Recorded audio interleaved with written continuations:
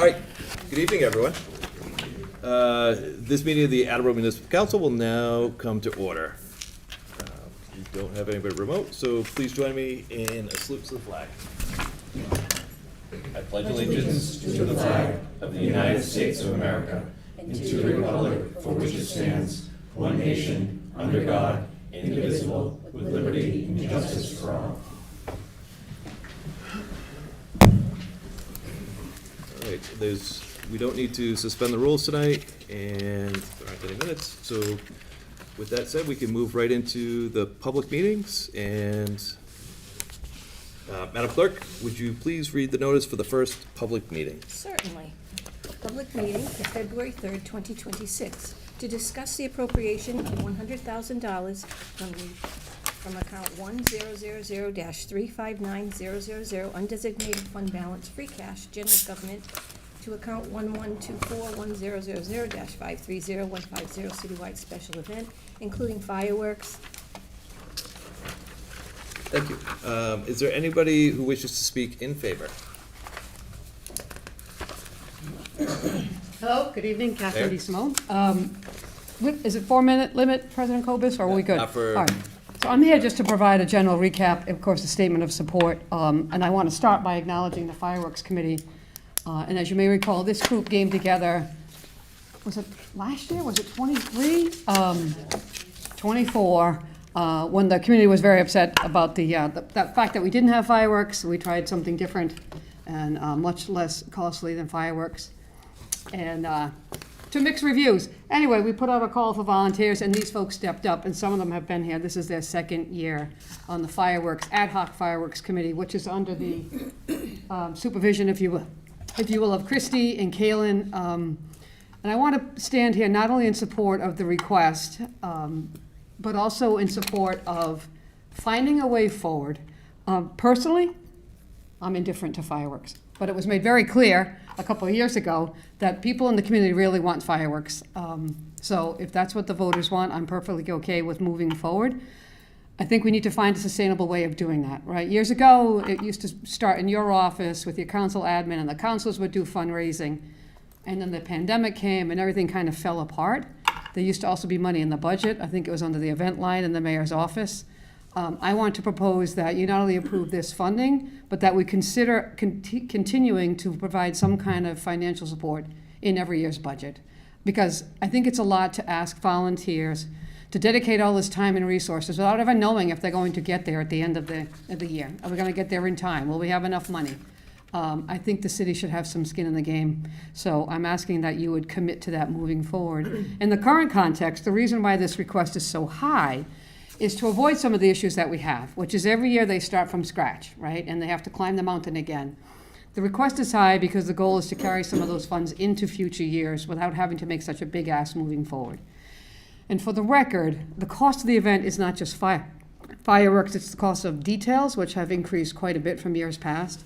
And by the way, for the record, so those of you who have been around know, the overtime costs were already in the budget. They were never called out as fireworks overtime costs, but they were there. So the city did actually have skin in the game at that point. So I just want to say, I hope you're open-minded and consider this. And lastly, I know that the current financial context and what's about to come is not ideal. But as I've said to you, some of you individually, both things can be true. We may have challenging financial circumstances, but the city still needs to move forward. We still need to satisfy our residents in terms of infrastructure and things we need to take care of, and that includes community events, which I would argue are more important now than ever. To get people in the same space at the same time to have a good time is really, really important. It's not frivolous in my view. I think it's important for those reasons, so I respectfully ask that you support it. And again, I want to acknowledge particularly the resident volunteers who came out and come again and again and have spent hours and hours on this year's and last year's events. But for them, we would not have had fireworks, so thank you very much. Thank you. Do we have any questions for the mayor? Thank you. Is there anybody else to speak in favor? Yeah. Welcome. Kevin Turner. I'm on the fireworks committee, and first start by thanking some of you. I know a few of you donated to last year's fireworks, so thank you for that. To say it's a Herculean task to raise the money would be an understatement. And to the mayor's point, we need to make this, if we're gonna do this, we need to make it more sustainable. Currently, we should be raising money for next year, but we're actually chasing this year's money. And we're holding events, we hold plenty of events. We did a fall festival, as you all know. We only raised $1,000. We did a bingo last Thursday night. We raised $2,000. The total we need for this year is $70,000. So you can see that it's a chase up the mountain every single year. And there's only, I think, 6 or 7 of us on the committee. So it takes a lot of work to get this moving every year. And the reason why I feel it's important as not only a resident, but a business owner in the city is, I think to the mayor's point, we need community events. We need things that are gonna bring people together. I don't normally watch the council meetings, but I saw in the Chronicle last week, you guys had talked about different committees, community engagement committees and stuff. And one of the quotes in there was that we need a committee that's gonna embed themselves into the community and know that people know who that committee is. And that's what we're trying to do. We're trying to embed ourselves so they see us year round. It's not just like we start in January and here we are, we're out raising money for fireworks. We do this year round, so the community does see us. They know who we are. We become a part of the community. We become engaged with them to raise. And hundreds of residents have donated and dozens of businesses have donated. That's how we get there. But this amount of money, if you approve this money, it'll help us to get on a firm footing so we can be raising money for the following year. In the past, we used to use the auxiliary police. And the cost in 2017 and 18, the total cost for this event was between $35,000 and $37,000. I just told you what the cost is this year.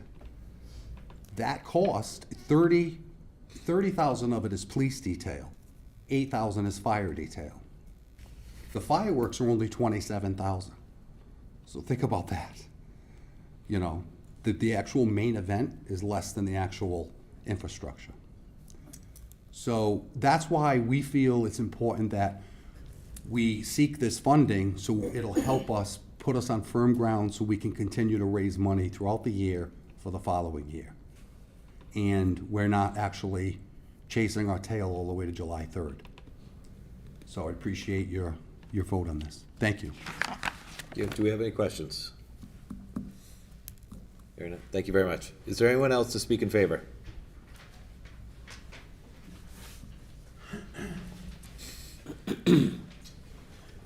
Good to see you. Good to see you. Good evening, members of the council. My name is Nicholas Lavoie. I live at 155 Oakdale Street. I'm speaking in favor of this transfer tonight on the behalf of myself and the thousands of residents who filled out the survey stating how important fireworks are to them and why they prefer them over any other activity. I'll start by saying I don't find it strange how I think many of the councilors who are not for this, I don't see at any city event when I'm there. But everyone in Attleboro has a lot to complain about. Rising trash rates, rising water rates, wastewater rates, limited cable providers, and much more. Why not give them something to look forward to every year? You'd think I'd be less nervous on this side of the podium, but very different than being over there. But yeah, so why not give them, especially for this one, the 250th birthday of the greatest country on earth. Even wore the American flag shoes tonight. But yeah, it's a once in a lifetime opportunity. Why not start now and help fund this? We hear about vacancies in all the boards and commissions. We have a ton of volunteers behind us, some of who are city employees that don't get paid to volunteer here. And I think not funding this would be respectfully a slap in the face to them, and you might not agree. But, you know, to be what it to be. But yeah, so we have a group of city volunteers not being paid. They all spend countless hours busting their tails to deliver the residents of Attleboro an incredible event that once fell through the cracks. Frankly, again, it's my personal opinion, if this doesn't happen, it's a slap in the face to all of them, and they may not say it, but I will. And I'll just end on the fact that if this doesn't pass, I hope to see everyone that votes no holding a can out there with them. And with that, that's all I have. Mr. Lavoie, thank you. Councilor Angelo. Thanks, President Thomas.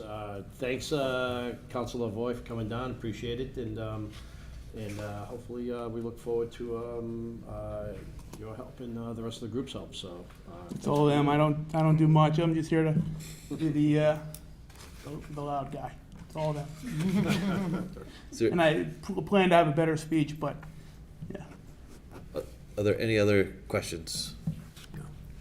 Hearing none. Thank you, Nick. Thank you. Is there anyone else to speak in favor?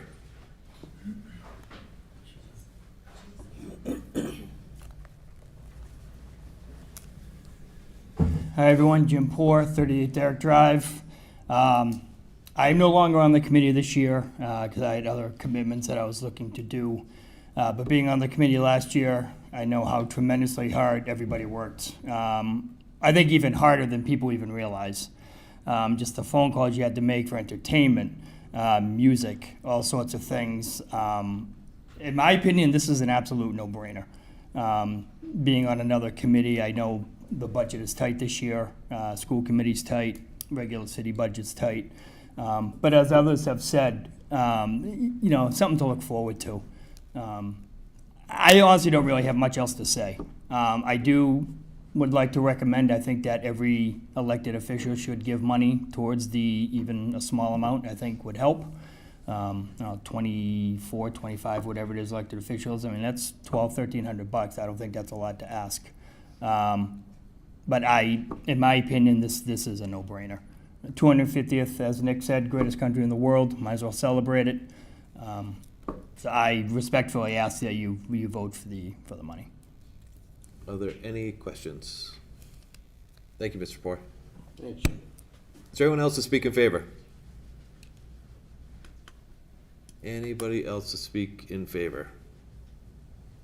Hearing none, is there anybody to speak against, in opposition? Is there anybody to speak in opposition? Everyone turned all at once. Is there anyone to speak neither for nor against? Welcome. Hi, everybody. My name's Christy Clausen. I serve as the Recreation Director for the City of Attleboro. I want to be clear, I'm not here to speak in favor of or against using taxpayer funds for fireworks. I leave that decision to the residents of Attleboro, to the volunteer committee that has worked very hard to stand this event back up, and ultimately to you, the Municipal Council.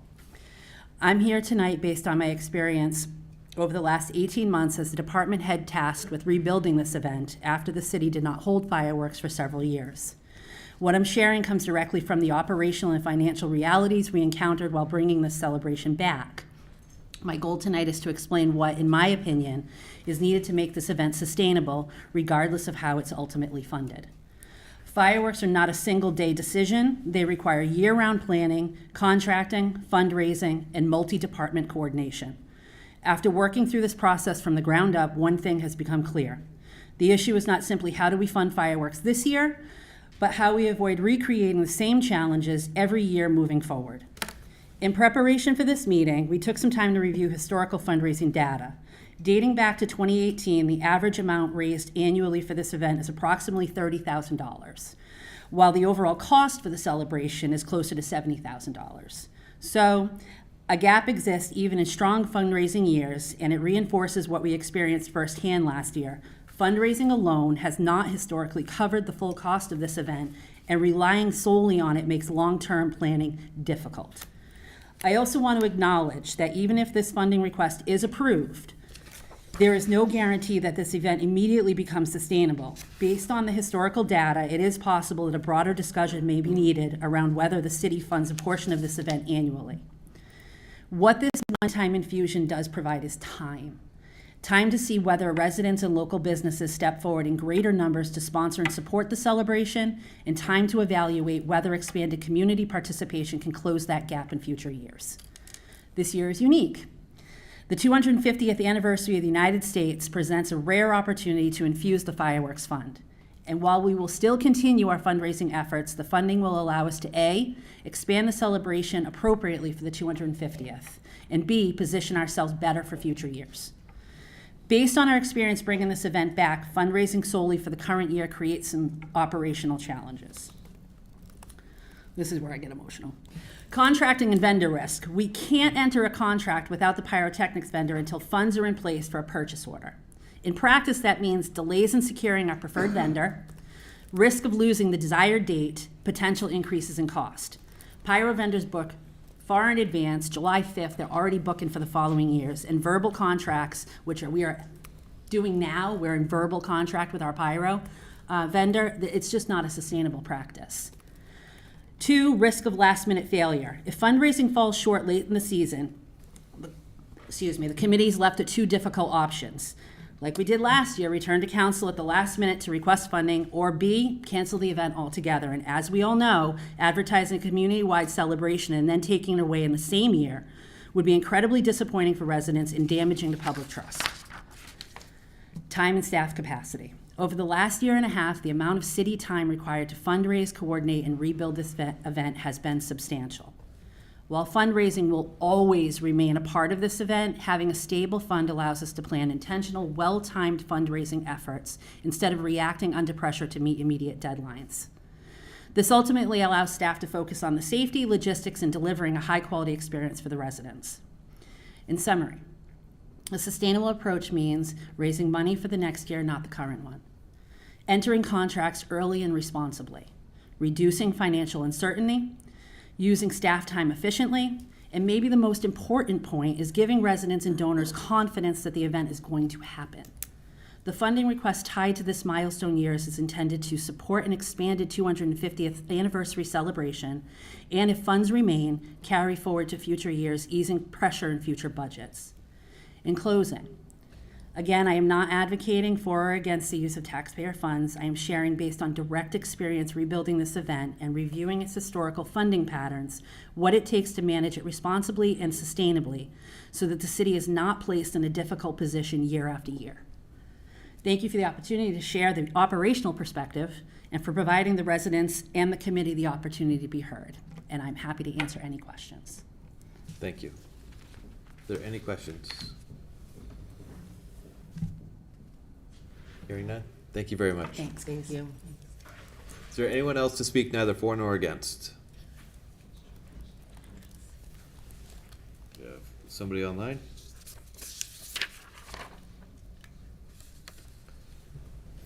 Mr. Kirk, can you hear us?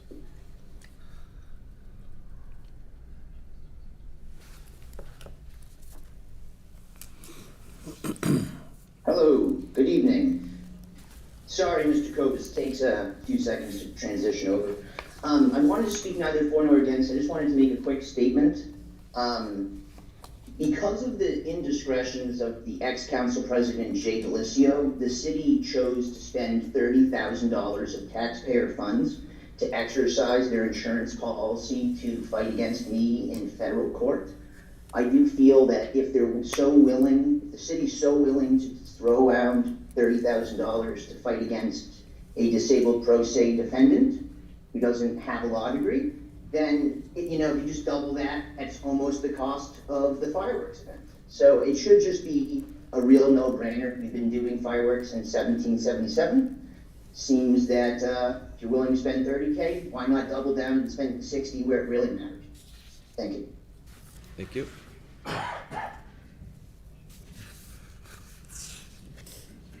All right, is there anyone else to speak neither for nor against? All right, with that said, this is not a public hearing, it's a public meeting, so there isn't anything to close. And with that said, we'll move on to Committee of the Whole. I entertain a motion to enter Committee of the Whole. Second. Motion is in order. All those in favor? Aye. We are now in Committee of the Whole. This portion of the meeting is for public comment on matters within the council's jurisdiction. Speakers may address topics not on tonight's agenda. Each speaker will have 4 minutes. Is there anyone who wishes to address the council on any matter of city business? Mr. Davis? Thank you, Mr. President and councilors. For the record, my name is John Davis, and I reside at 439 Lindsay Street. I came here tonight prepared after several weeks of preparing to talk about the city charter and the need for the city to get the ball rolling, to reevaluate our city charter, 28 years ago, I chaired the last committee that reviewed our city charter at a time when none of us had cell phones or computers, and we were living in a much different world. I think this is something that we should have addressed a decade ago and simply hasn't been. 20 minutes prior to the speech I'm giving right now, I was handed a packet by the mayor outlining that she is going to propose to do exactly what I was going to ask you to ask her to do. And having spent 20 minutes reviewing the documents you're going to be receiving in a few minutes, I was quite impressed that she's been very thorough and provided you with really ample information necessary to proceed in a orderly fashion.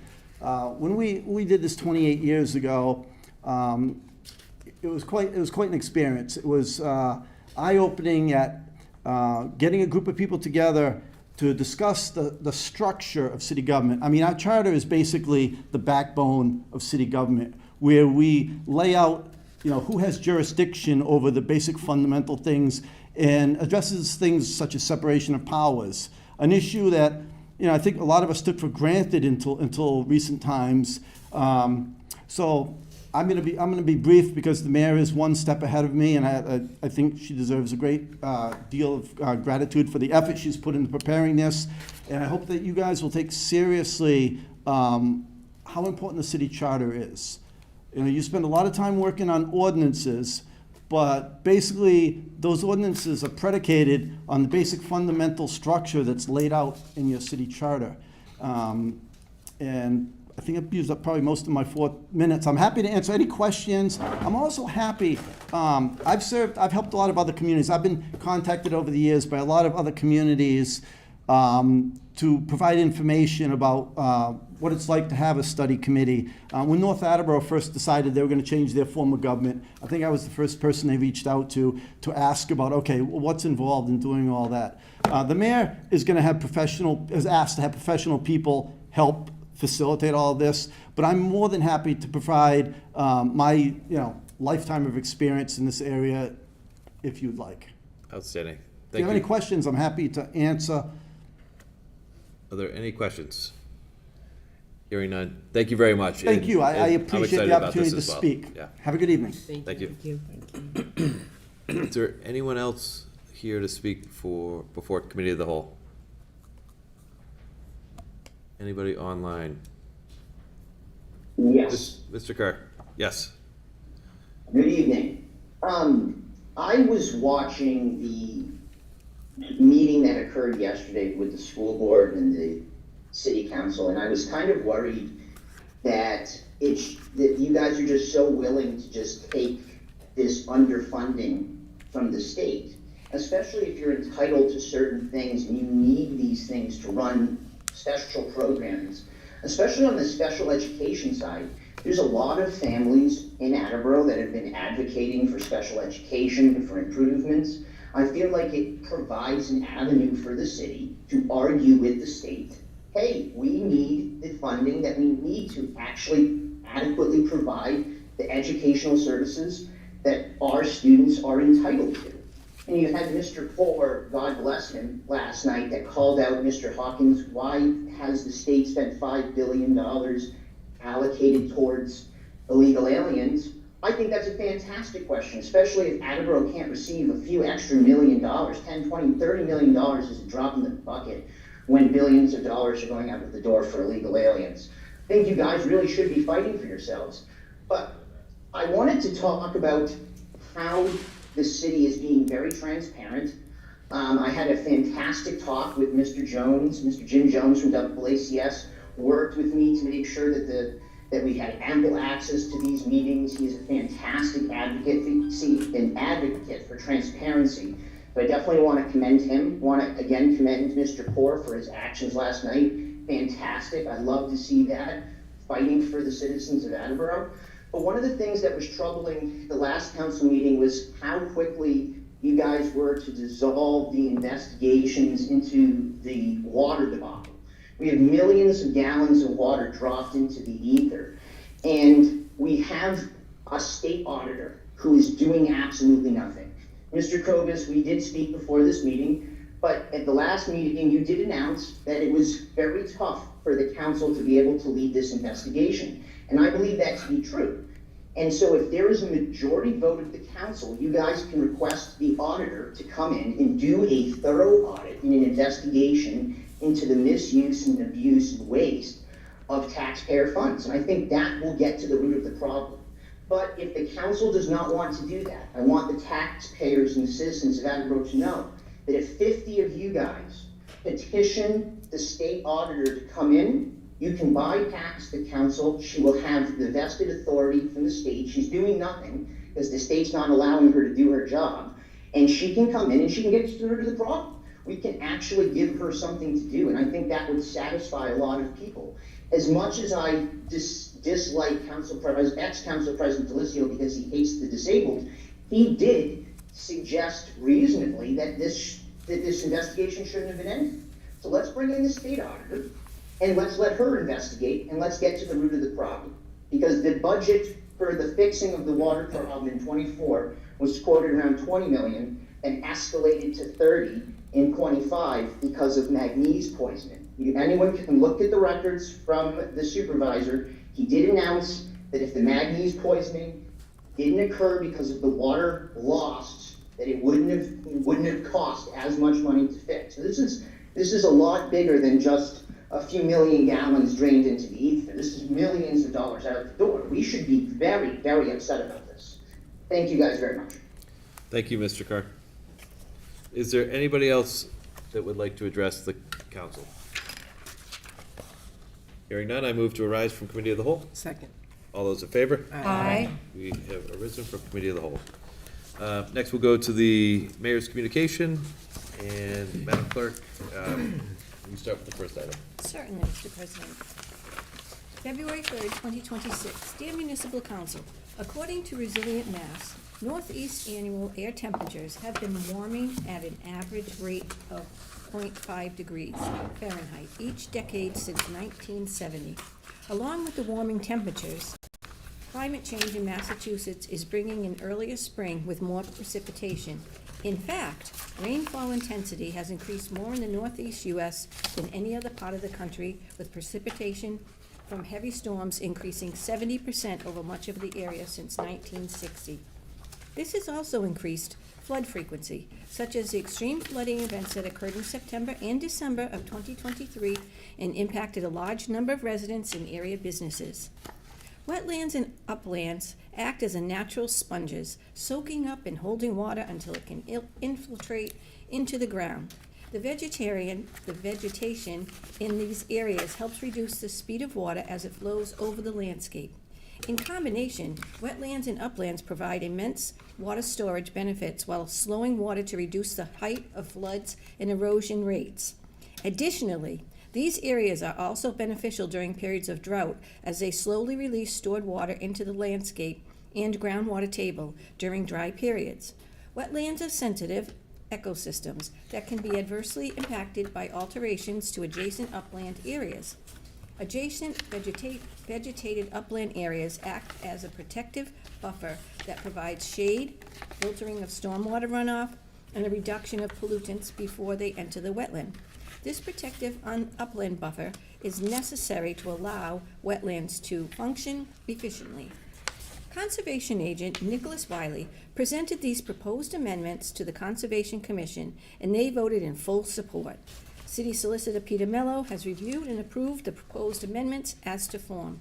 Please know that prior to a public hearing, City Planner Gary Arasian and Conservation Agent Nick Wiley will coordinate with the Sustainability Commission to conduct community meetings, providing in-depth information about the amendments and answering questions from residents.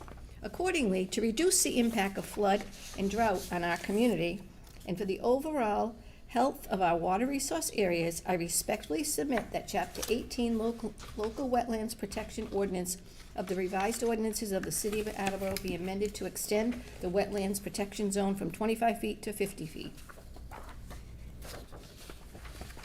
We'll refer this to the Zoning and Land Use Committee, and this does require a public hearing, but I think we'll wait to call for that public hearing until after the mentioned community meetings have occurred.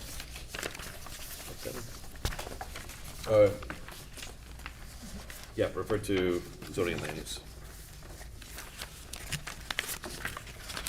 The Attleboro Home Rule Charter was adopted on November 3rd, 1973. And although there have been several piecemeal changes since, the charter has remained significantly the same for about 52 years. Our world and our community are certainly much different than they were in 1973. Attleboro has evolved from its proud industrial roots into an increasingly diverse and dynamic community centered around education. We have witnessed the rise of the internet, cell phones, and social media, and increased polarization and distrust in government. We have also seen the establishment of Proposition 2.5, the open meeting laws, and the State Ethics Commission. For these reasons and more, and as set forth in more detail in the attached memo, I would like to propose the establishment of a joint ad hoc charter study committee with the objective of making municipal government more transparent, effective, efficient, and responsive to the current and future needs of our growing community. Moreover, a thorough charter study offers an opportunity to revitalize local democracy by improving and altering government systems and increasing the public's role in decision-making.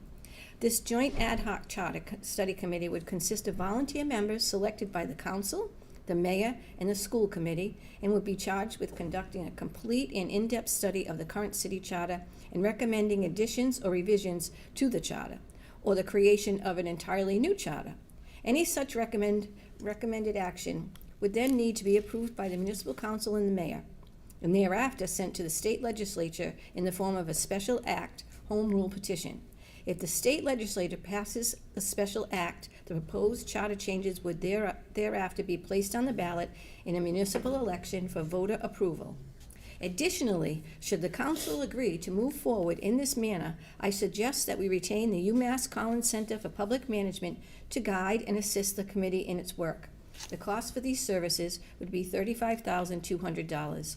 Accordingly, I respectfully request your honorable body appropriate $35,200 from the undesignated fund balance free cash general government account to the citywide professional services account. Ordinances?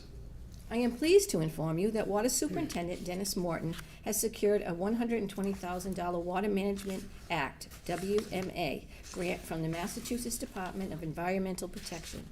Among other things, this grant will allow us to improve long-term water supply resiliency for the city through a comprehensive study and assessment of current and future water demands and evaluation of available water supply sources and regulatory constraints.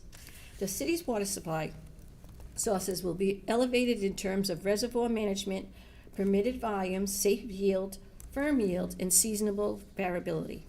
Additionally, current and anticipated water quality and future regulatory constraints will also be reviewed and discussed to understand potential limitations on water supply availability. Importantly, as the city continues to grow, the information gathered in this study will give us a clearer understanding of water system capacity. The total project cost is $151,500. The WMA grant provides up to $120,000 in reimbursement and requires a city match of $31,500.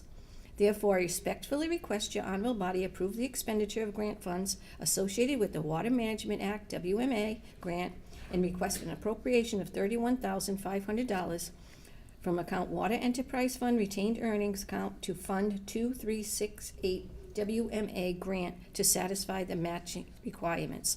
Further, because this DEP grant has a project completion date of June 30th, I respectfully request this matter be considered as an emergency measure as provided in Article 2, Section 2-9B of the City Charter of the City of Attleboro. Public Works? For your information, I regret to inform your honorable body we have received the resignation of Judith Lusk from the Board of Library Trustees. Please join me in thanking Ms. Lusk for her service to the city. FYI, and thank you for your service. I respectfully submit for confirmation by your honorable body the appointment of Renee Vashon Danho to fill an unexpired term on the Board of Library Trustees, term to expire February 2028. Personnel?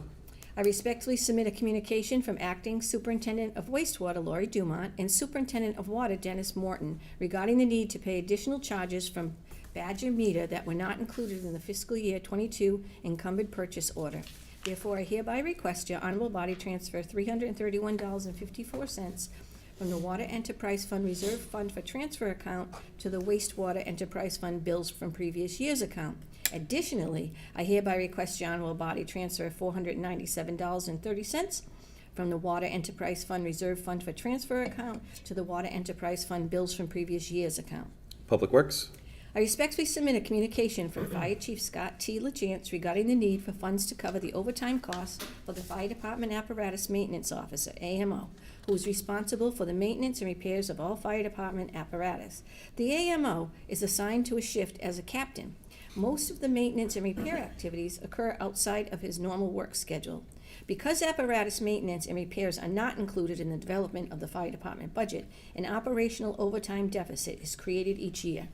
Therefore, I hereby request your honorable body transfer $50,000 from Citywide Reserve Fund for Transfer account to the Fire Overtime account.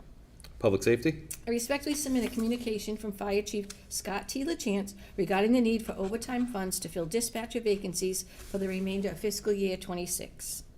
Therefore, I hereby request your honorable body appropriate $25,000 from the undesignated fund balance free cash general government account to the fire dispatcher overtime account. Public Safety.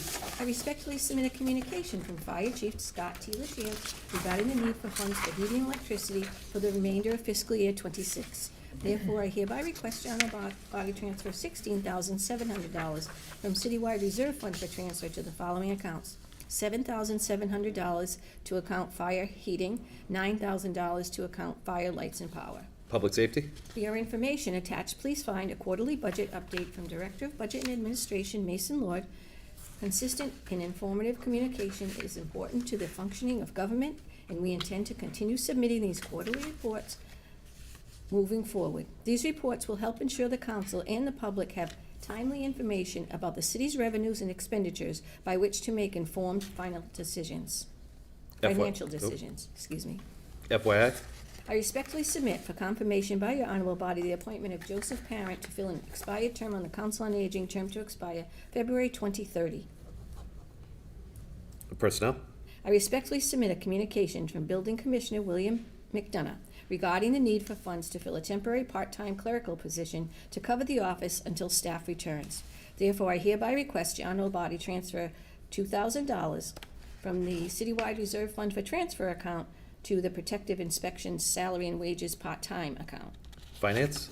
I respectfully submit a communication from APS Director of Finance, Brittany Perella, regarding costs related to transportation. At the midpoint of fiscal year '26, the district continues to experience higher than anticipated special education transportation costs, driven by an increased number of students requiring specialized transportation for both in-district and out-of-district placement. A vote was unanimously passed at the school committee meeting on February 2nd, 2026, to approve an additional $400,000. As you are aware, your honorable body approved the expenditure of $400,000 on November 18th, 2025. As you know, Mass General Laws, Chapter 40, Section 13E, requires a majority vote of the municipal council before expenditures from the Special Purpose Stabilization Fund can be dispersed. Therefore, I hereby request your honorable body approve expenditures of no more than $800,000 from the Stabilization Fund 8507 for unexpected special education transportation costs incurred during the current fiscal year. Finance Committee. Sincerely, Kathleen DeSimone, Mayor. Thank you. Madam Clerk, can we go on to the clerk's communications? Certainly will. First communication, February 3rd, 2026. We have received a new Class 2 auto license application from B&A Prime Rental Incorporated, 19 Franklin King Road, with 4 storage spaces. Licenses, and I'd like to call for a public hearing on March 3rd. All those in favor? Aye. Opposed? Hearing none. Motion approved. We have received a letter, excuse me, from Virginia Stewart Becker, 101 South Ave. She is unable to attend tonight's meeting for the fireworks and special events funding request. Having been involved with the fireworks committee since 2018, it made sense to weigh in on the pending vote. FYI, you all have copies of that letter. And that's an FYI? Mr. President, I also received 2 other letters later this afternoon after the communication was printed. I'd just like to Sure. let you know. Please. This next one is and I did give you all council's copies in the boxes.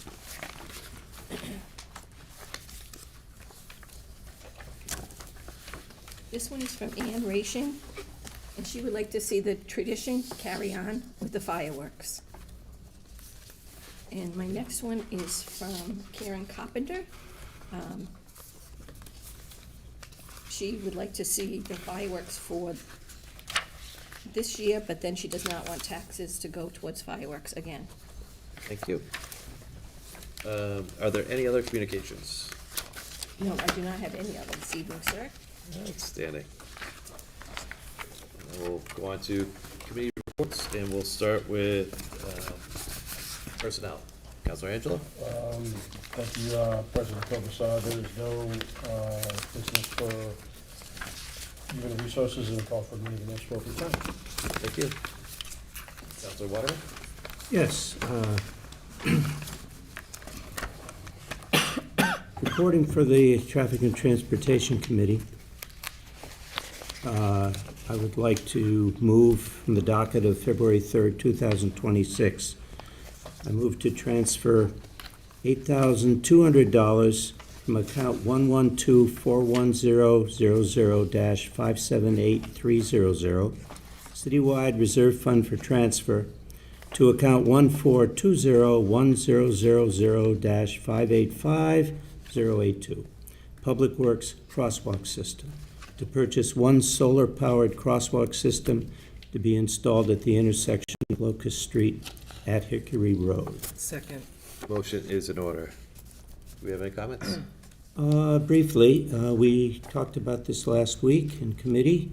This is the intersection, Hickory Road and Locust, just near our middle school down on Locust.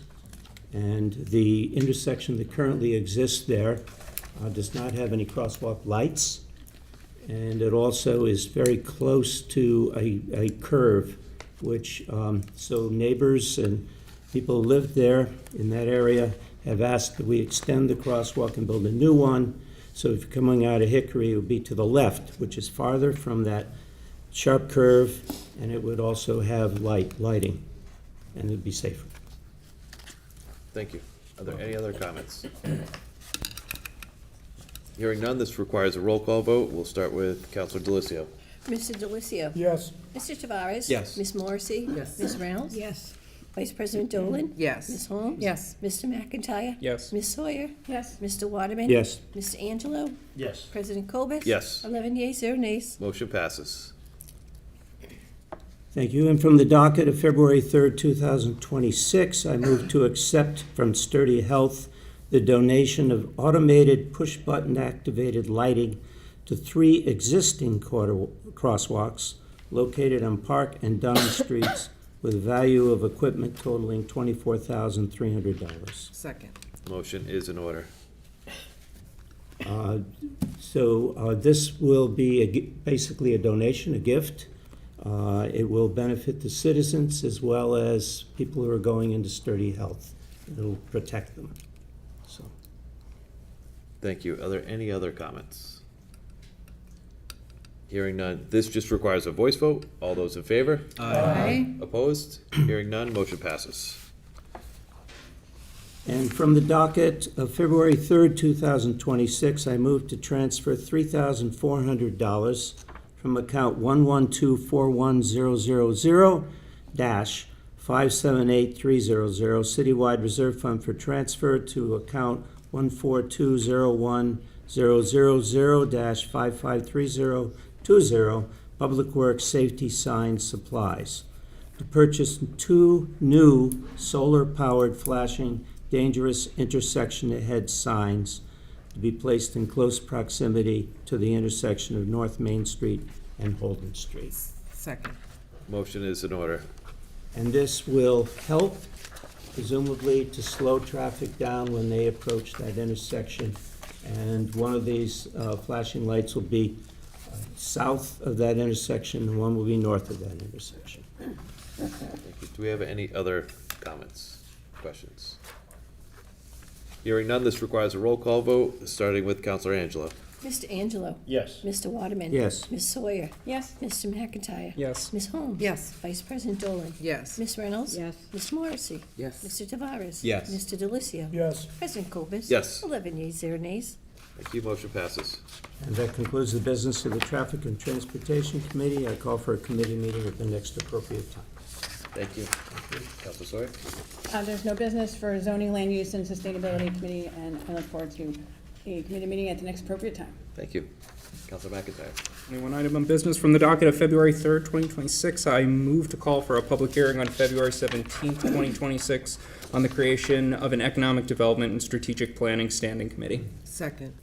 Motion is in order. Any comments? No comments, discussed in committee. Thank you.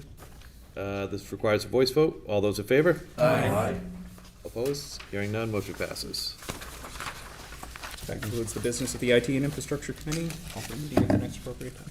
Thank you. Counselor Holmes? Thank you. Reporting for Public Safety and Emergency Management Committee from the docket of February 3rd, 2026. I move to transfer $50,000 from account Citywide Reserve Fund for transfer to the following: $25,000 to account Fire Department Vehicle Maintenance and $25,000 to account Fire Department Major Vehicle Repairs in order to provide funding to maintain the fire department apparatus for the remainder of the fiscal year. Second. Motion is in order. Any comments? We discussed it briefly in committee last week, and I had an hour-long committee meeting discussing other things, but I think it was pretty clear what it's needed for. Are there any other comments? Hearing none, this requires a roll call vote, starting with Counselor Delicio. Mr. Delicio? Yes. Mr. Tavares? Yes. Ms. Morrissey? Yes. Ms. Reynolds? Yes. Vice President Dolan? Yes. Ms. Holmes? Yes. Mr. McIntyre? Yes. Ms. Sawyer? Yes. Mr. Waterman? Yes. Mr. Angelo? Yes. President Cobus? Yes. 11 yeas, 0 nays. Motion passes. Thank you. That concludes the business. I'll call for committee meeting at the next appropriate time. Perfect. Vice President Dolan? Thank you. You all have an extra sheet of paper regarding the emergency motion that I have tonight, reporting for Public Works Committee. The emergency preamble, I move that the council adopt the following emergency preamble, that the Attleboro Municipal Council vote to take action as provided in the City Charter, Section 2-9B, regarding the emergency which presently exists relative to the request to approve the expenditure of the grant funds associated with the Water Management Act grant and the request for an appropriation of $31,500 from account Water Enterprise Fund retained earnings to fund 2368 WMA grant to satisfy the match requirement. Second. Motion is in order. Thank you. So I know, I know we just got this and probably haven't had time to read much of it, but I know it doesn't sound like an emergency when we talk about it being completed in June, but the whole study has to be completed by June. So I know that they have the vendors set up to do the work, but they said that time is of the essence and they need to get moving on this. So I hope that you'll all approve this. If you read any of the scope of services, we can discuss that if we make it through this. Are there any other comments on the emergency preamble motion? Hearing none, and just so everyone is clear on what we're voting on, this is voting to allow this measure to be heard as an emergency measure. So after this, if this passes, we would then vote on the measure itself. Does that make sense? All right, this requires a roll call vote, starting with Counselor Angelo. Mr. Angelo? Yes. Mr. Waterman? Yes. Ms. Sawyer? Yes. Mr. McIntyre? Yes. Ms. Holmes? Yes. Vice President Dolan? Yes. Ms. Reynolds? Yes. Ms. Morrissey? Yes. Mr. Tavares? Yes.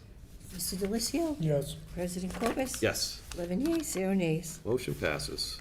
Thank you. On the emergency measure from the docket of February 17th, 2026, I entertain a motion to approve the expenditure of the grant funds associated with the Water Management Act, WMA grant and the request for the appropriation of $31,500 from account Water Enterprise Fund retained earnings to fund 2368 WMA grant to satisfy this match requirement. Second. Motion is in order. Vice Thank President you. Dolan? So we all have I made a copy for everybody on the scope of services for this, and I'm sure that we all didn't have time to read it all because it is several pages. But this takes you through exactly what they'll be doing, and we haven't done this in decades, and I think it's critical for so many reasons, as you know, they talk about the demand on our water supply, like the historical data, the future data, the model used, et cetera, the yield analysis on supply constraints, on volume, safe yield, firm yield, and seasonal variability. And, you know, supply and demand gap analysis and alternative ranking with costs, water system risk and resiliency, permit compliance, and so basically it's supply and demand, and it's also the quality of our water. And, you know, when people talk about building, and if our water can maintain what we have, that's exactly what they'll be looking into. So it seems like it's a large grant that we received, and thank you, Dennis, and anybody else who worked on this. $120,000 is a lot, and it seems like a very important study. So I hope everybody will support it. Thank you, Vice President Dolan, and you covered the piece that I was hoping you would, in that how this will help influence discussions and when we talk about, you know, building new housing structures and whether or not our water supply can support that. So this will help influence those decisions of ours. Are there any other comments? Councilor Delizio. Thank you. I'm hopeful that once this report is complete, that the findings will be presented to this honorable body. Of course. Thank you. Absolutely. Are there any other comments or questions? Hearing none. So this is to vote on the measure itself, after we had voted on the emergency measure to hear this. And so it will be a roll call vote, starting with Councilor Delizio. Mr. Delizio. Yes. Mr. Tavares. Yes. Ms. Morrissey. Yes. Ms. Reynolds. Yes. Vice President Dolan. Yes. Ms. Holmes. Yes. Mr. McIntyre. Yes. Ms. Sawyer. Yes. Mr. Waterman. Yes. Mr. Angelo. Yes. President Cobus. Yes. 11 yeas, 0 nays. Motion passes. Thank you. From the docket of February 3rd, 2026, I move to appropriate $308,000 from account Water Enterprise Fund retained earnings to Fund 3346 Pike Avenue Water Main for Phase 1 of the Pike Avenue Water Main Replacement Project, which includes design, permitting, and bidding services. Second. Motion is in order. We discussed in committee, and again, this is just the first phase of the Pike Avenue main replacement. Outstanding. Any other questions or comments? Hearing none, this requires a roll call vote, starting with Councilor Angelo. Mr. Angelo. Yes. Mr. Waterman. Yes. Ms. Sawyer. Yes. Mr. McIntyre. Yes. Ms. Holmes. Yes. Vice President Dolan. Yes. Ms. Reynolds. Yes. Ms. Morrissey. Yes. Mr. Tavares. Yes. Mr. Delizio. Yes. President Cobus. Yes. You want to let the fireworks people know that we're not voting that tonight. Okay. 11 yeas, 0 nays. 11 yeas, 0 nays, thank you. Motion passes. And I'll just let everybody know, the fireworks item will not be voted out tonight. That needs to be voted out of committee, so I don't know if anybody here is waiting for that. I figured I would share that. All right, next item. Thank you. From the docket of, did we vote on that? Yeah, the 300, all right. So from the docket of February 3rd, 2026, I move to appropriate $147,273.41, which includes a 3% contingency from account Water Enterprise Fund retained earnings to account Water Enterprise Fund pumps motors to replace one high lift pump at the West Street Treatment Facility. Second. Motion is in order. This is a very critical piece of equipment, and I hope everybody will support this.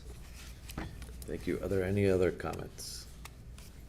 Hearing none, this requires a roll call vote, starting with Councilor Delizio. Mr. Delizio. Yes. Mr. Tavares. Yes. Ms. Morrissey. Yes. Ms. Reynolds. Yes. Vice President Dolan. Yes. Ms. Holmes. Yes. Mr. McIntyre. Yes. Ms. Sawyer. Yes. Mr. Waterman. Yes. Mr. Angelo. Yes. President Cobus. Yes. 11 yeas, 0 nays. Motion passes.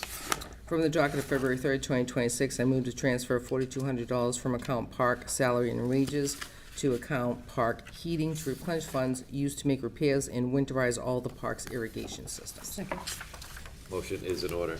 No comments, we discussed in committee. Any other comments, questions? Hearing none, this requires a roll call vote, starting with Counselor Angelo. Mr. Angelo? Yes. Mr. Waterman? Yes. Ms. Sawyer? Yes. Mr. McIntyre? Yes. Ms. Holmes? Yes. Vice President Dolan? Yes. Ms. Reynolds? Yes. Ms. Morrissey? Yes. Mr. Tavares? Yes. Mr. Delicio? Yes.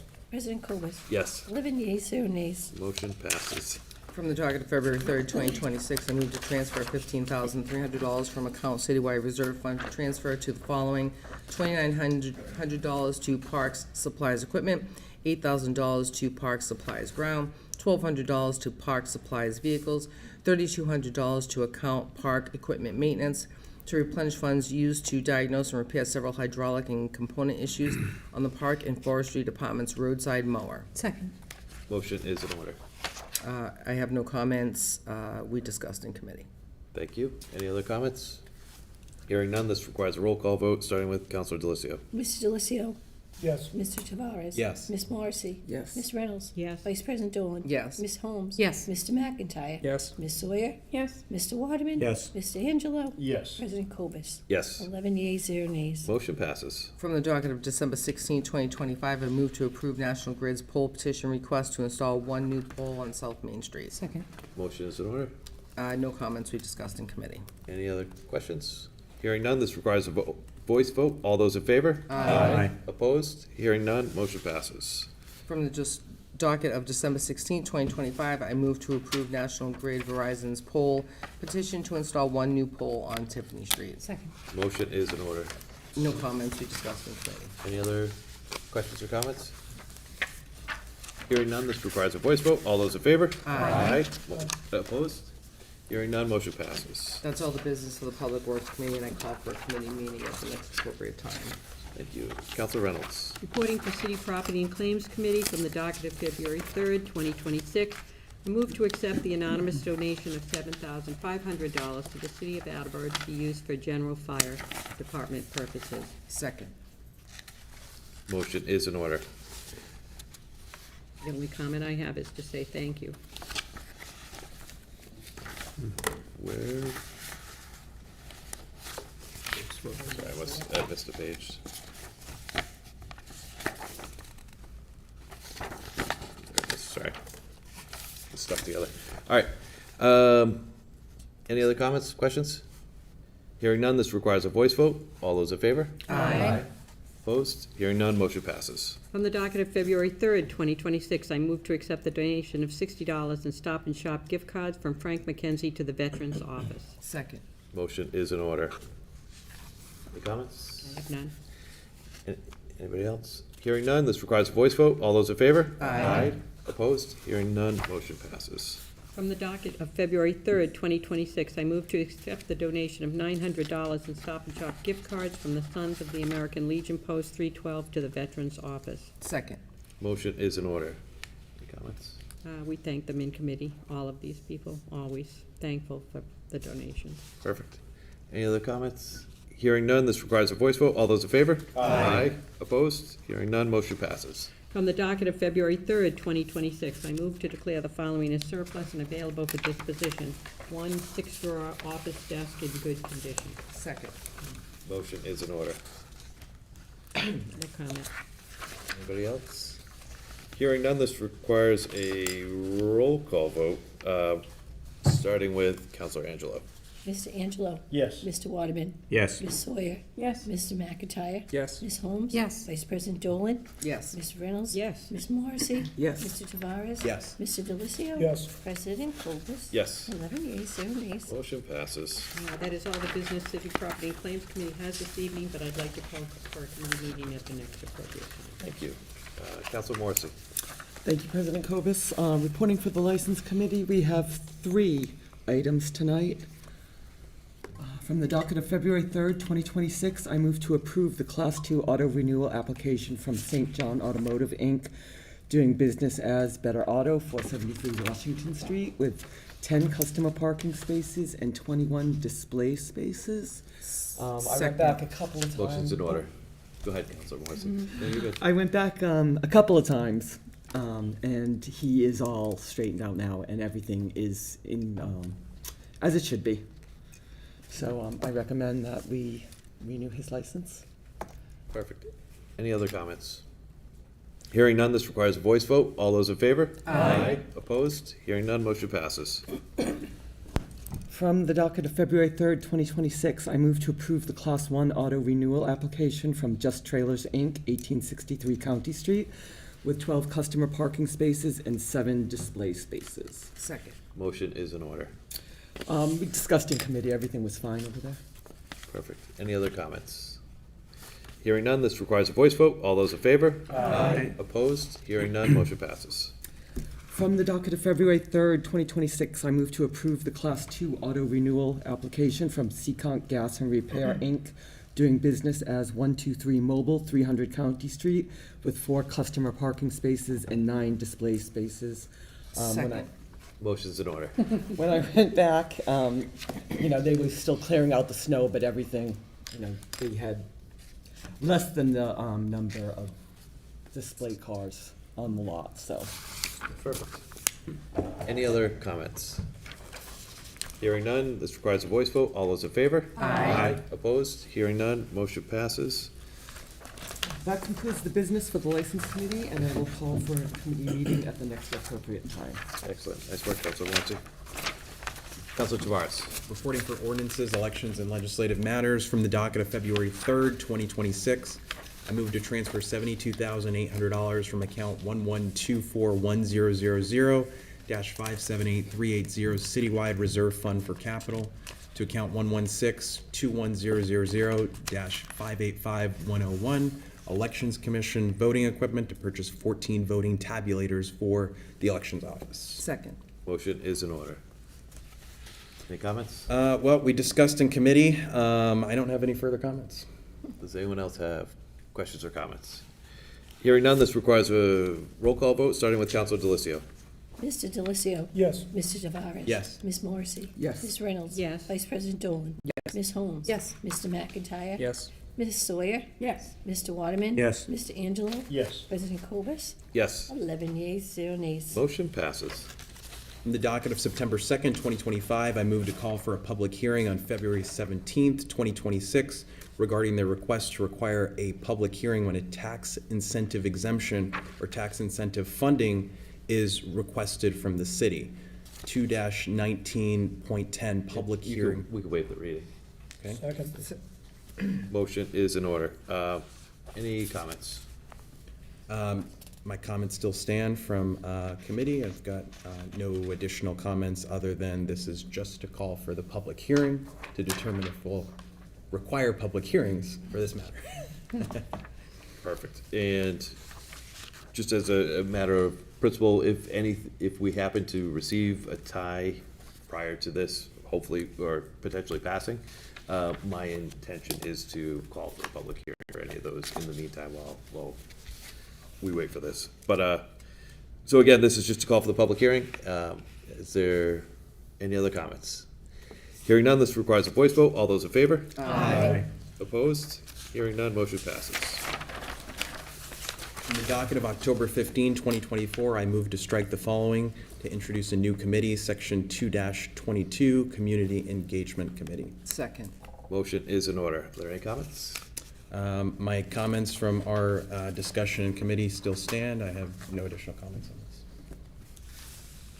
Vice President Dolan? Thank you. So, as I stated when we discussed this in committee, I think it's a mistake to strike this. I feel like this committee is needed and wanted, as by evidence of the amount of people that showed up for the public hearing in support of this. This committee will have no ill effect on any other standing committees. It'll cost the city $0. It'll be completely volunteer, and, we just had a public meeting on fireworks. And almost everybody that spoke talked about community. And that's exactly what this community engagement committee would be, about community and bringing people together, as everybody stated regarding the fireworks. So I will not support striking this, and I don't think that this is a good idea that we do this, and I think that we're just neglecting what everybody said at the public hearing when they wanted to support this, and they felt it was important. So I won't be voting in favor of striking. Councilor Sawyer? Okay, thank you. I have several comments about why I think we should not strike this committee. Our city committees work best when residents can serve in roles they truly match their interests, experiences, and skills. And when the HR committee brings people forward for committees, we often look at their fit for the committee. Not every resident is going to fit neatly into committees we currently have.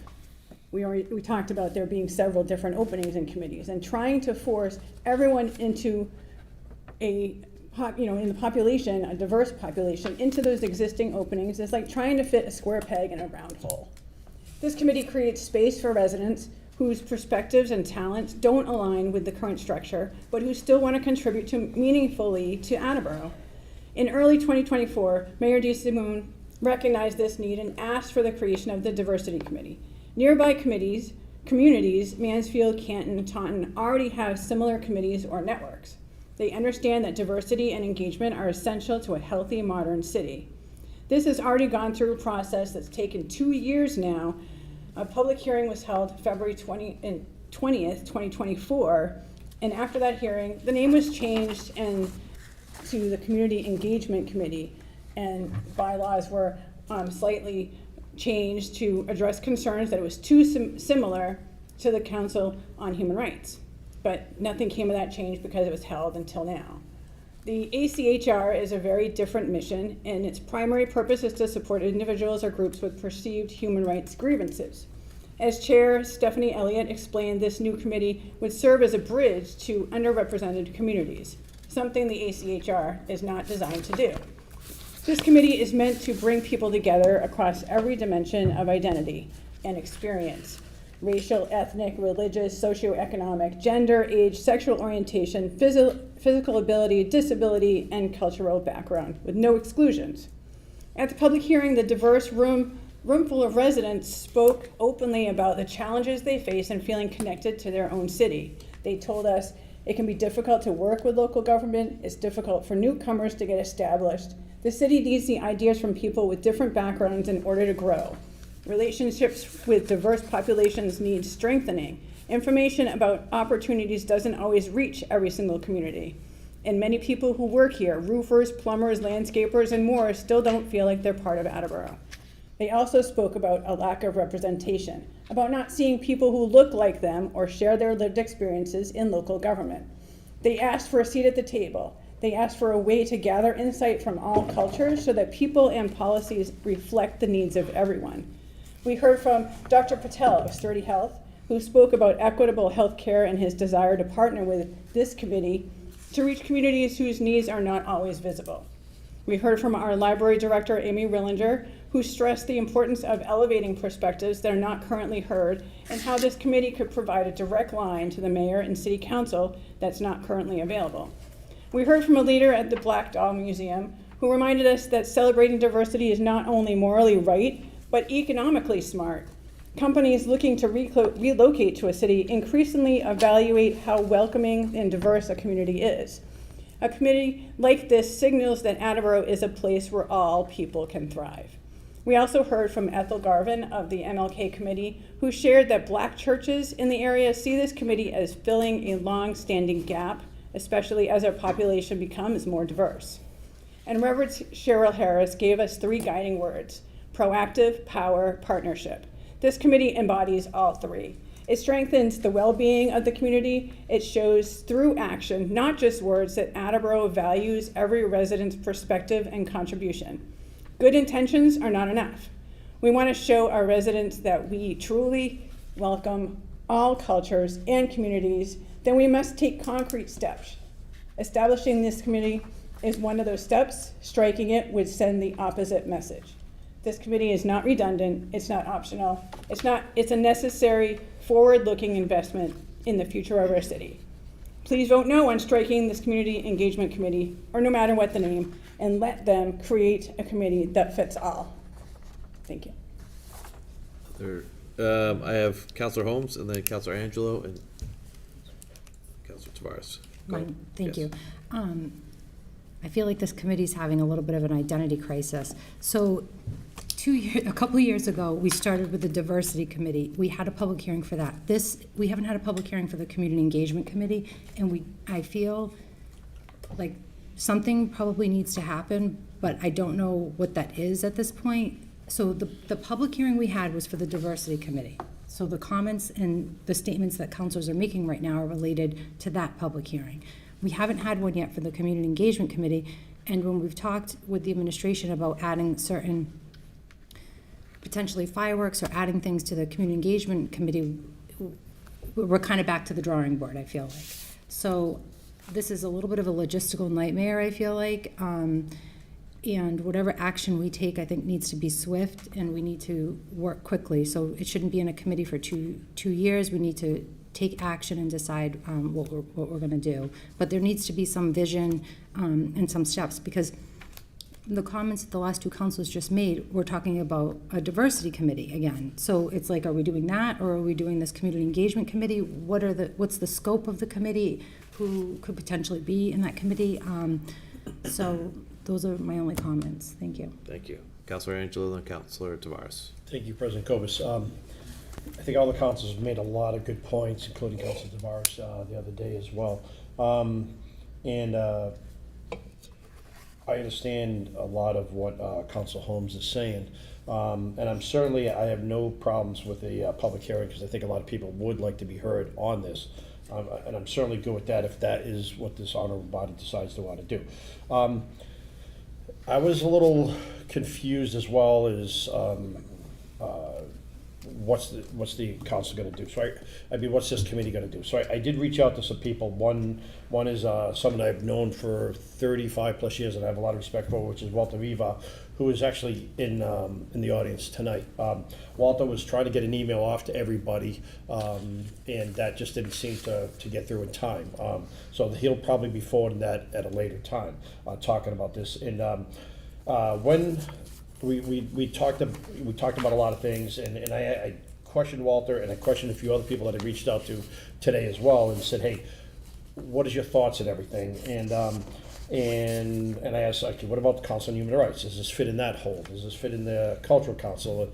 And they all kind of came to me and said, no, it doesn't. And a lot of it was the Council on Human Rights wasn't serving the purpose that they needed to serve, and they were on the Council on Human Rights, so they decided that there was something else that they needed. And I think they kind of went to Mandy Simone and said, hey, we need something else. This is not working for us on what we need, what we want to get out of this. And so they kind of came up with those ideas.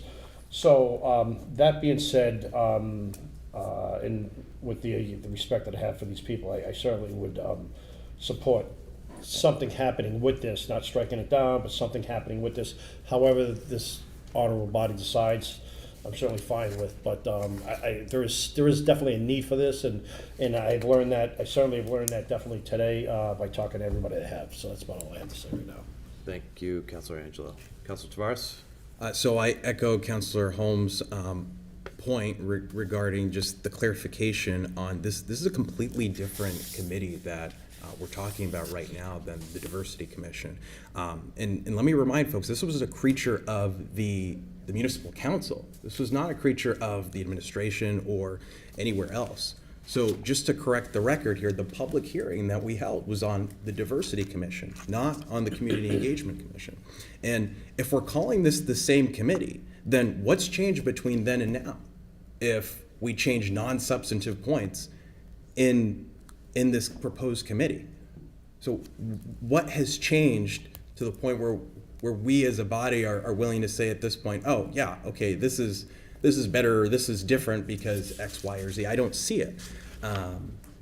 And you know, I said this 2 years ago when we talked about the Diversity Commission. At the end of the day, the responsibility for filling boards and commissions, right, comes down to the administration. Right? So if the administration is really considering diversity in terms of people of different backgrounds and educations, experiences, all of these things, which are good, which are important, I mean, that's where it stems from. I mean, I may have mentioned this a couple years ago, I'm not sure, but this is still something that I'll tell you I'm bitter over a couple years ago, because I tried to serve here in the city that I grew up in. I lived here for just about 30 years. Tried to get on 5 different commissions under a previous administration. Just to be clear, not this administration, a previous administration. I applied to be on the Conservation Board. I applied to be on the planning board. I applied to be on the zoning board. I applied to be on the recreational commission. Denied every single time. How do you call that diversity? I don't understand how creating this committee is going to create more of that diversity. And I'm not one to make race and bring it up as an issue, but someone brought it up 2 years ago at this hearing and looked directly at me and said that was the only representation of minorities here on this council. And quite honestly, I was offended at that comment because every single one of you take time away from your families, from your jobs, and other responsibilities that you have to serve here on this municipal council, as I do. But you know what? I made a choice to run for city council. And the voters saw fit for me to be here in this body. And I appreciate that, and I take that responsibility. It's a big one. And for us to talk about this, talk is cheap. Talk is very cheap. But to actually have the guts to make decisions and to do things that are right. We talk about moral responsibility. Where is it? And so at the end of the day, folks need to step up to either be elected officials, to want to serve in the city. But you know what? It's a shame when from the administration, they don't share those same goals. And I'll say this again, this has nothing to do with the current administration, and I appreciate all the work that's done and all the folks who are chosen for boards and commissions, but that's where this starts. And I don't see the value in creating feel-good legislation by creating a committee here, when ultimately those decisions will be made by the administration. That concludes my comments. Are there any other, Councilor Morrissey, then Vice President Dolan? One thing I noticed in the description of who should be on this committee, I feel like that description should be on every committee, so that we don't actually need a committee for diversity, because the target audience for every committee should be a diverse group of residents. The other thing is, and I haven't been able to locate it, I was looking for the ordinance concerning the Cultural Council, because I think that's something that these two might dovetail, and the Cultural Council could almost be rolled into this, because right in their minutes from their last, their summer meeting, they said they're looking to rebrand. So, if they're looking to change how they're doing things, and a lot of this has to do with community events and driving participation to different cultural activities, it seems that not looking at this as human rights or disabilities, I think we should be looking at it from the Cultural Committee. But again, I don't know exactly what that is because I could not find the ordinance. So I might be they might be really far apart, but from what I was reading through this, I read this as a group that's looking to drive the whole city to specific cultural events, whether it's, the Egyptian festival or one of the others. Anyway, that's all I have to say. Thank you, Councilor Morrissey. Councilor Dolan? Thank you. I don't think the point is to have a diverse commission. Like, it's not the point to have diversity on the diversity committee or the community engagement committee. It's about representation. It's about having a point person for whatever community they represent. It's about having someone that they can reach out to, and they can reach out to their community for whatever the case may be, events, running for office, whatever the case may be. It's not about having diverse people on the committee. It's about them being a point person for their community to help engage in every other portion of our community as a whole of Attleboro. Again, everybody was talking about fireworks and about community and having people be face to face and touching each other and seeing each other and talking with each other. And I don't know. I guess I just don't understand why this is such a sore spot that we can't have a community engagement committee that is completely free and not like other committees we have. Thank you. Other comments? We'll go to Councilor Delizio and then Councilor Tavares. Thank you. So, I don't think we're saying we don't want this committee. I think we're saying we don't like it the way it's currently constituted in this piece of ordinance. I think there's a need for this committee, and I don't think anyone on this council denies that. I think this is a pretty big undertaking. It's very broad. Now, I understand the need for it. In my own family, I have people who are diverse. I've seen what my nephews have had to go through, and it's some of the worst of humanity. But this isn't the Diversity Commission, and there was no public hearing for this. I would be all right if we strike it, we go back to the drawing board, and we bring people in who can help us really formulate something with a clear-cut vision and mission statement. I don't know we have that here, and I do feel that it does, dovetail was a great word, dovetails, and there's redundancies with other committees. I'm not gonna be convinced otherwise of that. I've been around a long time, I've seen this. This committee's important. The essence of this committee is important, but it's gotta be the right one, and the way this is constituted right now, it's not. Thank you. And for the record, so right now, the vote that's before us is a yes vote would strike this, a no vote would send it back to the committee, where it could then be amended and a public hearing could be called for it. I have Councilor Tavares, and then Sawyer, and then Holmes. Go ahead, Councilor Tavares. So, with all due respect to Councilor Dolan, Vice President Dolan, we have a community engagement manager that we pay here in the city. And if the community engagement committee does not encompass diversity, to your point, I'm just trying to look at it from your perspective. If those folks aren't diverse, then I don't see what the point is. If they're supposed to be reaching out as point people for their communities and their spheres of influence, then how does that reach the goal of this committee? So I fail to understand that. Thank you. Councilor Sawyer, then Councilor Holmes. I wanted to just mention that the Community Engagement Committee kind of started with the Diversity Committee, and it really it's the same thing, in my view, because it was changed from Diversity Committee to the Community Engagement Committee, because there was words that people thought it was too close to the Council on Human Rights. So some things changed, including the name, and that was also part of what the article in the paper had said, was the reason why it changed. So I just wanted to make that comment that it's really the same thing, and not striking it, we can change it back to whatever we want it to be and change the bylaws. Councilor Holmes and Councilor McIntyre. Thank you. It's very echoey. We can hear you guys, and it is disruptive. I just want to let you know that.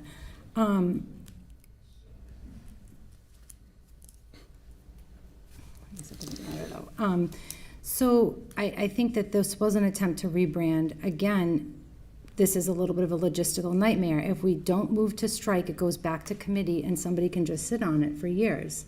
So in a sense, moving to not strike it would potentially be killing it. So we have to figure out what this really is about. Is it a diversity committee? And did we just rename it the Community Engagement Committee and then try to change a few things? I'm just confused about what the goal is and what the purpose is, and I think that it needs to have more clarity, and then swift action needs to be taken. That concludes my comments. Councilor McIntyre, then Councilor Angelo. Thank you.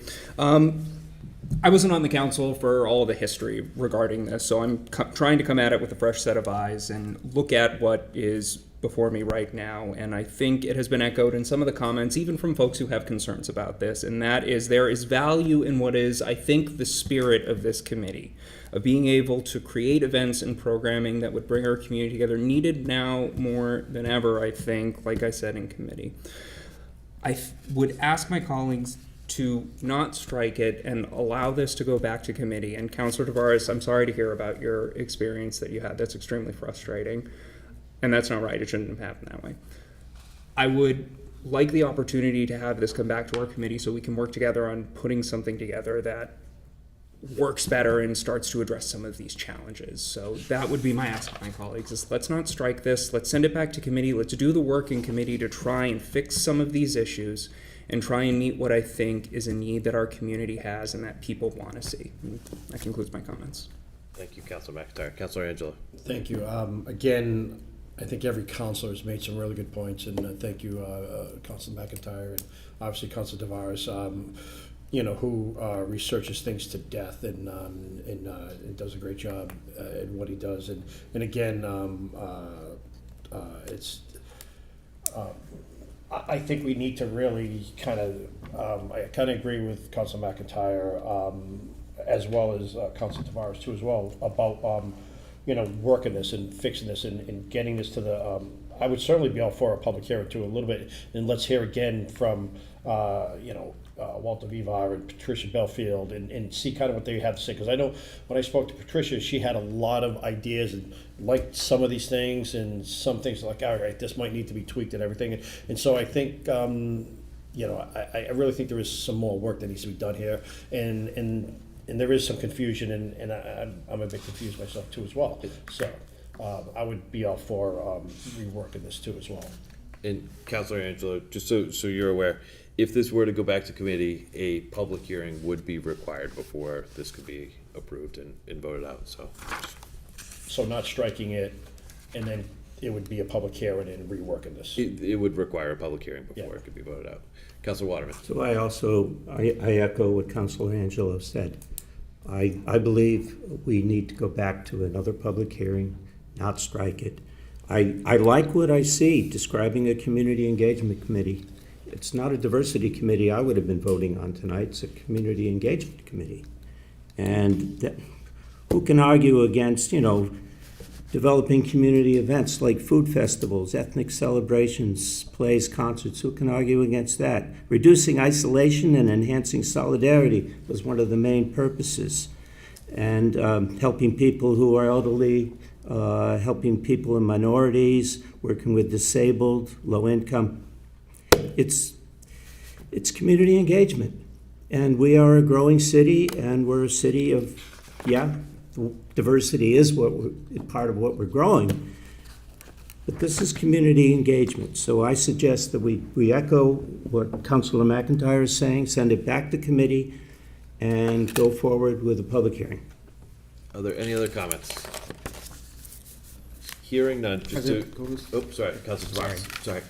Sorry, just the last comment. I appreciate, what you've said, Councilor McIntyre, and I agree. I think we can probably rework this, but to Councilor Holmes' point, this is messy, and Councilor Angela, it's confusing, and I think at this point, it's better to start fresh, right? I mean, if we call for a public hearing on this, knowing that we're going to be changing some of these provisions, I don't think we're doing ourselves any service here. So personally, I'll be voting to strike this, but I can understand that position. But I think that does put us in a situation that's much messier, and I think we can get to the end goal in a better way.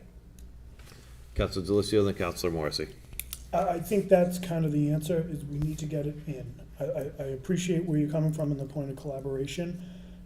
To President Kovac's point, if it strikes, it comes out, it has to go to a public hearing.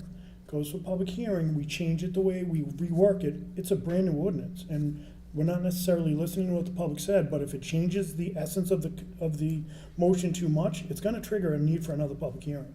And that's something we need to be careful of.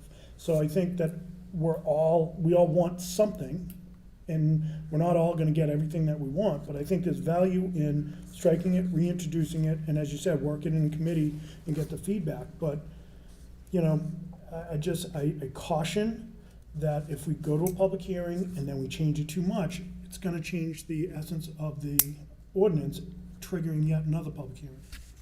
Just to be clear, Councilor Delissio, the path could be to amend it in committee before calling the public hearing and then call for the public hearing. Correct.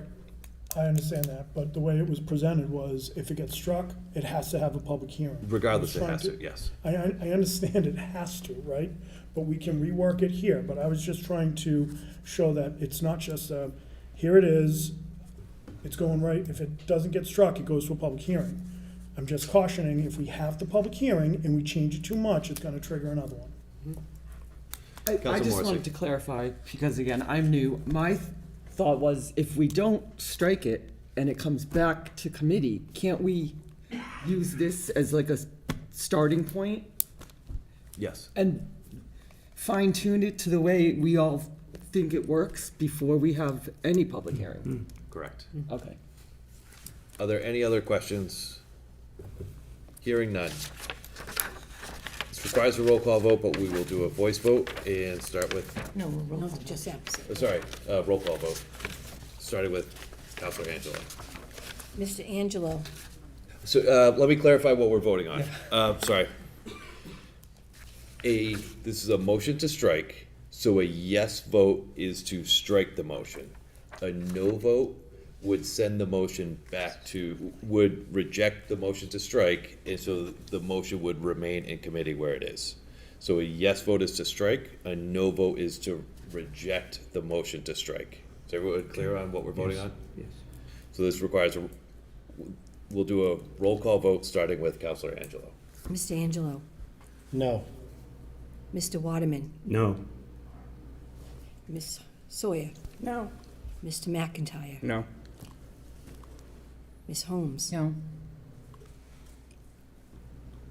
Vice President Dolan, No. Ms. Reynolds, Yes. Ms. Morrissey, No. Mr. Tavares. Yes. Mr. Delicio, Yes. President Cobus. No.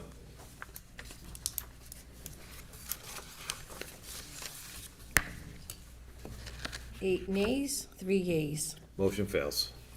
And that concludes the business of ordinances, elections, and legislative matters. We call for a committee meeting at the next appropriate time. Thank you, Counselor Torres. Counselor Delicio. Thank you. From the docket of February 3rd, 2026, I move to transfer $14,594.30 from account Citywide Reserve Fund for transfer to account fire, salaries, and wages to replenish funds used to process the annual vacation buyback in accordance with the current collective bargaining agreement between the City of Attleboro and the Professional Firefighters of Attleboro, Local 848. Second. Motion is in order. I have no comments. We discussed this in committee. Thank you. Are there any other comments? Hearing none, this requires a roll call vote, starting with Counselor Delicio. Mr. Delicio. Yes. Mr. Tavares. Yes. Ms. Morrissey. Yes. Ms. Reynolds. Yes. Vice President Dolan. Yes. Ms. Holmes. Yes. Mr. McIntyre. Yes. Ms. Sawyer. Yes. Mr. Waterman. Yes. Mr. Angelo. Yes. President Cobus. Yes. 11 yeas, 0 nays. Motion passes. Thank you. From the docket of February 3rd, 2026, I move to transfer $30,815.87, which includes a 10% contingency from account Citywide Reserve Fund for transfer to account Fire College credits due to the need of funds to make college credit payments in accordance with the current collective bargaining agreement between the City of Attleboro and the Professional Firefighters of Attleboro, Local 848. Second. Motion is in order. Discussed this last week, and this is also collective bargaining, contractual. Perfect. Any other comments? Hearing none, this requires a roll call vote, starting with Counselor Angelo. Mr. Angelo. Yes. Mr. Waterman. Yes. Ms. Sawyer. Yes. Mr. McIntyre. Yes. Ms. Holmes. Yes. Vice President Dolan. Yes. Ms. Reynolds. Yes. Ms. Morrissey. Yes. Mr. Tavares. Yes. Mr. Delicio. Yes. President Cobus. Yes. 11 yeas, 0 nays. Motion passes. Thank you. From the docket of February 3rd, 2026, I move to transfer $17,104.30, which includes a 10% contingency from account Citywide Reserve Fund for transfer to account Fire Certification Differential due to the need for funds to make firefighter certification differential payments in accordance with the current collective bargaining agreement between the City of Attleboro and the Professional Firefighters of Attleboro, Local 848. Second. Motion is in order. Same as the previous two comments. Thank you. Any other comments? Hearing none, this requires a roll call vote, starting with Counselor Delicio.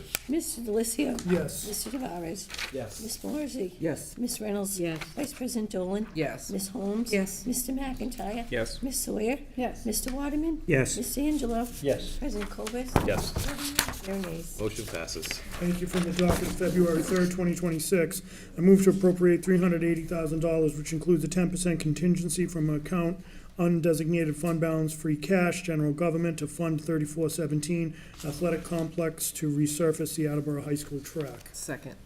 Motion is in order. We did talk about this last week, and we're coming up to that 10-year mark, and I think this is an important, just basically, because we had such an investment in that, we want to keep it looking good, plus I think that the kids on that track team who've been the most winningest, the winningest program in the city, they deserve that, so that's my comments. Thank you. Are there any other comments? Hearing none, this requires a roll call vote, starting with Counselor Angelo. Mr. Angelo? Yes. Mr. Waterman? Yes. Ms. Sawyer? Yes. Mr. McIntyre? Yes. Ms. Holmes? Yes. Vice President Dolan? Yes. Ms. Reynolds? Yes. Ms. Morrissey? Yes. Mr. Tavares? Yes. Mr. Delicio? Yes. President Cobus? Yes. 11 yeas, 0 nays. Motion passes. From the docket of February 3rd, 2026, I move to appropriate $120,000 from $120,000 from account undesignated fund balance free cash general government to Fund 3434 school capital to fund the walkie-talkie project in order to complete the replacement of the district-wide walkie-talkie system. Second. Motion is in order. It's pretty self-explanatory, plus we discussed it last week. Thank you. Any other comments? Hearing none, this requires a roll call vote, starting with Councilor Delicio. Mr. Delicio? Yes. Mr. Tavares? Yes. Ms. Morrissey? Yes. Ms. Reynolds? Yes. Vice President Dolan? Yes. Ms. Holmes? Yes. Mr. McIntyre? Yes. Ms. Sawyer? Yes. Mr. Waterman? Yes. Mr. Angelo? Yes. President Cobus? Yes. 11 yeas, 0 nays. Thank you. Motion passes. From the docket of February 3rd, 2026, I move to authorize the Health Department to pay an FY25 invoice from Interpreters and Translators, Inc. Second. Motion is in order. I have no comments. Thank you. Are there any other comments? Hearing none, this requires a roll call vote, starting with Councilor Angelo. Mr. Angelo? Yes. Mr. Waterman? Yes. Ms. Sawyer? Yes. Mr. McIntyre? Yes. Ms. Holmes? Yes. Vice President Dolan? Yes. Ms. Reynolds? Yes. Ms. Morrissey? Yes. Mr. Tavares? Yes. Mr. Delicio? Yes. President Cobus? Yes. 11 yeas, 0 nays. Motion passes. Thank you. From the docket of February 3rd, 2026, I move to authorize the expenditure of insurance proceeds by the school department as a result of the replacement of an HVAC unit at Thatcher Elementary School from Fund 2501, insurance proceeds greater than $150,000. Second. Motion is in order. I have no comments. We discussed last week. Thank you. Are there any other questions or comments? Hearing none, this requires a roll call vote, starting with Councilor Delicio. Mr. Delicio? Yes. Mr. Tavares? Yes. Ms. Morrissey? Yes. Ms. Reynolds? Yes. Vice President Dolan? Yes. Ms. Holmes? Yes. Mr. McIntyre? Yes. Ms. Sawyer? Yes. Mr. Waterman? Yes. Mr. Angelo? Yes. President Cobus? Yes. 11 yeas, 0 nays. Motion passes. Thank you. Finally, from the docket of February 3rd, 2026, I move to appropriate $70,000 from undesignated fund balance free cash general government to Fund 2501, insurance proceeds greater than $150,000 to cover additional related expenses not covered by insurance proceeds related to the replacement of an HVAC unit at Thatcher Elementary School. Second. Motion is in order. I have no comments. We discussed last week. Thank you. Are there any other questions or comments? Hearing none, this requires a roll call vote. We'll start with Councilor Angelo. Mr. Angelo? Yes. Mr. Waterman? Yes. Ms. Sawyer? Yes. Mr. McIntyre? Yes. Ms. Holmes? Yes. Vice President Dolan? Yes. Ms. Reynolds? Yes. Ms. Morrissey? Yes. Mr. Tavares? Yes. Mr. Delicio? Yes. President Cobus? Yes. 11 yeas, 0 nays. Thank you. Motion passes. Thank you. That concludes the business for the Finance Committee, and I would like to call for a meeting next Tuesday at 6:30, where we'll have Mason Road come down. Perfect, thank you. That concludes the business before the committees. We have one item of old business, and for that, I will recognize Councilor Delicio. Thank you. I move to update the certificate of vote number 7 from Tuesday, January 20th, 26. Public Works as follows: due to a scrivener's error, void 11 yeas, 0 nays to transfer $20,000 from account wastewater enterprise fund, reserve fund for transfer to account wastewater enterprise fund, maintenance of equipment for the installation of the bar screen at the treatment plant. Second. Motion is in order. This is Councilor just to mitigate and rectify the language. There's a difference between a transfer and appropriation. This is a transfer, so we just needed to fix a scrivener's error. Perfect.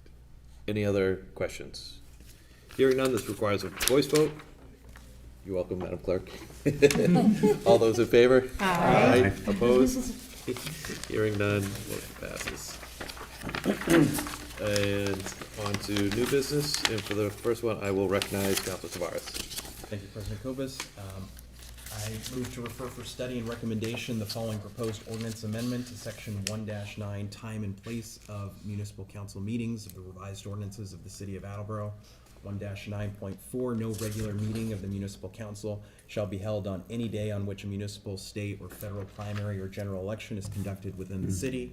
Any regular meeting otherwise scheduled for such a day shall be postponed and held on the call of the council president at the next appropriate time, and the meeting shall be treated in the same manner as if the meeting had fallen on a legal holiday. Second. Motion is in order. Councilor Tavares. Thank you. So this is a matter that I brought up during our orientation several weeks ago, and I think this is something that's important for us to consider. Many of us, even on non-municipal election years, are helping other candidates get elected for various offices throughout the state or federally. And I think in the spirit of supporting that, civic commitment, that it's just not wise to meet on those days. I don't think it's productive. So I'm proposing this ordinance change. And I do want to recognize publicly President Kobus and thank you for your input on this, previous to presenting this. But you all should have received a handout here. This is a letter from a memo from 2006 from Michelle Castanari, who's still legal counsel for the Elections Division over at the state. And just really wanted to focus on the last sentence, in which it's interesting. Her office actually doesn't recommend that municipalities hold hearings or hold meetings on, I should say, meetings on election day. At this point, we historically, is my understanding here as a council, we don't hold public hearings on election nights. But I think we can go a step further and just cancel those meetings and either postpone them if there's urgent business. I think that's the potential downside of this, but I think to treat it like any other holiday shouldn't make a difference for how the council runs. But that concludes my comments. Thank you, Councilor Tavares. Are there any other comments?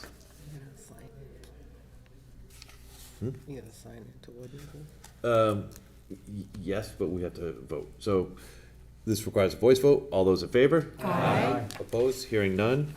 Motion passes, and we'll assign this to the ordinances committee. And are you okay with a public hearing on March 3rd for this? Do you want to call for a public hearing? Yes. That's good. Second. Motion's in order. Any comments on that? All those in favor? Aye. Opposed? Hearing none. We will have a public hearing on March 3rd. Next item. I move to refer for study and recommendation to conduct a review of traffic and pedestrian safety conditions in the area of North Avenue and Flora Road, including but not limited to vehicle speeds, traffic patterns, pedestrian crossing needs, and the feasibility of traffic calming or other safety measures. Second. Motion is in order. So I'm just introducing this business on behalf of a constituent who has identified a potential need for looking at the traffic patterns and maybe coming up with some sort of solution. One of the particular items of concern there was kids walking back from school, Bishop Fian and in that area. And there being the ability to just cross North Ave, especially during those busier times of day. So. Perfect. Any other comments? Hearing none, this requires a voice vote. All those in favor? Aye. Opposed? Hearing none, I will refer this to the Traffic and Transportation Committee. And would you like to also refer this to the Traffic Study Commission? I would love to do that, yes. We'll refer this to the Traffic and Study Commission. Next item. Next item, I move to refer for study and recommendation to review traffic safety and sightline conditions on Stobbs Drive, specifically on the easterly side between Halcott Drive and Quincy. It should say Way, it says Drive, Quincy Way, and to evaluate the feasibility of prohibiting on-street parking in this area due to the curvature of the roadway and the resulting reduction in driver visibility, including the installation of no parking signage where appropriate. Second. Motion is in order. Councilor Tavares.